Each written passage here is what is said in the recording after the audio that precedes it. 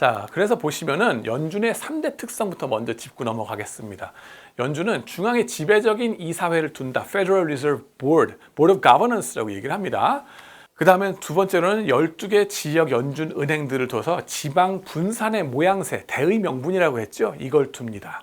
세 번째로는 공익과 사익의 조화를 추구한다 하는 겁니다. 자, 최고의결기구 연준 이사회에 대해서 더 들어가 보면은요, 7인 구성으로 하고요. 그 7명은 14년 임기를 둡니다. 그렇게 해서 대통령 임기가 4년인데 정권의 영향을 받지 말고 장기적인 플랜으로서 진정 미국 자기네들의 조국을 위해서 장기적인 플랜을 세워 나가라는 거죠. 자, 그 다음에 7인을 구성을 해야 되는데 행정부에서 2명을 갖다가 넣겠다 하는 겁니다. 재무부 장관 넣고 감독기구 OCC라고 Office of Controller and Currency라고 있거든요. 거기 수장인 분을 갖다 집어넣고 그런 식으로 해서 행정부에서 참여하는 거 35년까지 가져갑니다. 그 다음에 나머지 5명 대통령이 임명한다는 거예요. 그러니까는 정치권의 입김이 들어가긴 들어간다. 그러나 최소 2명은 은행업 경험자를 넣는다. 해서 월스트리트에 경험이 있는 사람들, 그들의 입김도 또 조화를 이루도록 만드는 거예요. 그렇게 해서 타협을 하도록 한 거죠. 그 다음에는 의장과 부의장, 이거는 대통령이 임명을 하는데 4년 임기 동안만 의장을 한다. 모두 그리고 이들은 FOMC, 공개시장위원회 회원으로 참가를 한다 하게 됐습니다. 12개 지역 연준 은행들 했는데 지방 분산을 돕는 거죠. 미국 지도 쭉 보시면 그 당시 기준으로 해서 경제 권역을 12개로 나누고 그 권역의 중심 도시에다가 페더럴 리저브 뱅크를 둔 겁니다. 이렇게 해서 보시면 저 파란색이 저는 제일 눈에 띄는데, 왜냐하면 제가 미네소타에서 공부를 했기 때문에. 저기 미네소타의 미니애폴리스에 페드가 있습니다. 경제 연구하는 것으로는 최고의 기구라고 저쪽에 자부하는데요.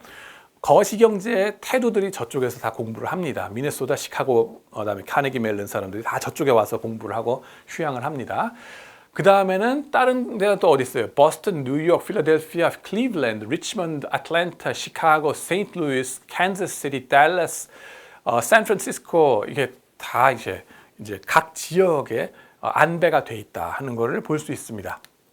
그 다음에는 FOMC, 정말 여러분들 주식 투자하시는 분들 FOMC 미팅 밤새 뭐가 어떻게 열렸어요? 그리고 이번에 이자율을 어떻게 할 것 같아요? 촉각을 곤두세우지 않습니까? 그게 바로 연방공개시장위원회가 되겠습니다.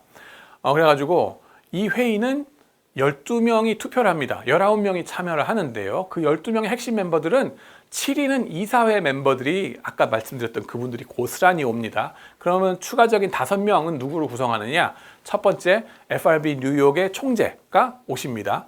그 다음에 4자리가 남는데 그 4자리는 누가 가느냐? 그러면 FRB 12개 중에서 1명이 나갔으니까 11명이 남잖아요.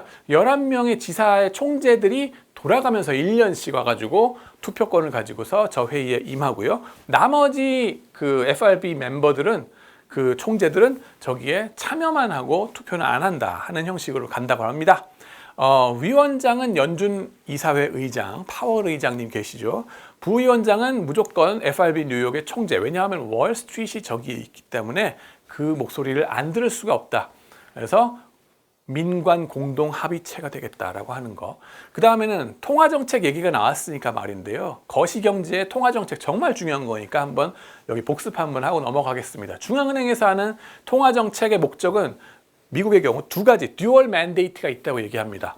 맨데이트란 건 뭔가 위에서부터 상부에서 명령을 받은 나의 소명 이런 거거든요. 누가 내려준 건데 이거는 의회에서 국민의 뜻을 모아서 너한테 주는 거야. 너는 이걸 해야 돼 라고 하는 건데 그 2가지 목적 뭐냐?